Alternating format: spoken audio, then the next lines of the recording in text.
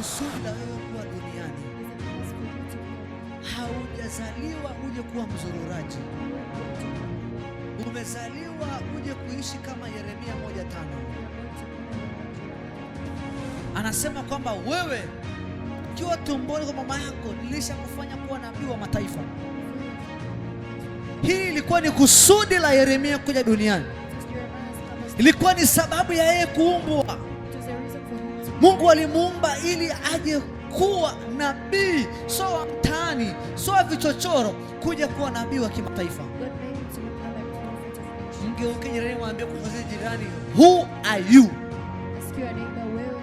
Mwambie who are you? Mwambie wewe ni nani?